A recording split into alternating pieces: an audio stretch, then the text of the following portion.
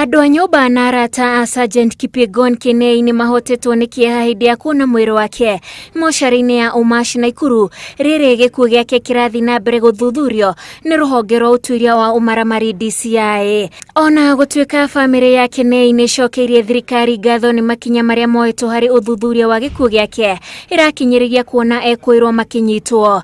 Ithe wa Kenei oritie ruhonge rwa DCI kuhuthira moimirira ma uthuthuria wa thimu ya mũriũ na gukinyira aria marekuirwo kumuraga. Kama ingewezekana wakati wa kushika kijana huyu kesho, kama watu wale ambao walihusika kama mmoja wao au mbili tatu wameshikwa, itakuwa ni furaha yetu. Kuringana na waira mweru uria urekereirio ni ofisi ya DCI, Kenei ni kuragwo oragirwo. It was not actually suicide, but it was cold murder which was well executed, stage managed, but unfortunately our experts here are smarter.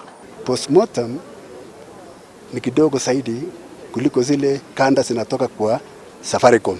Kwa hivyo wasi divert information kwamba tunataka ya postmortem. Hapana, ya Safaricom ni ya maana zaidi kushinda ile.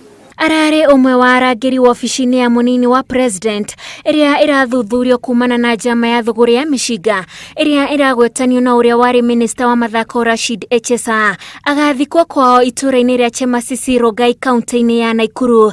Ngĩribotera Inooro TV, njĩtagwo Wanjikũ wa Kimani.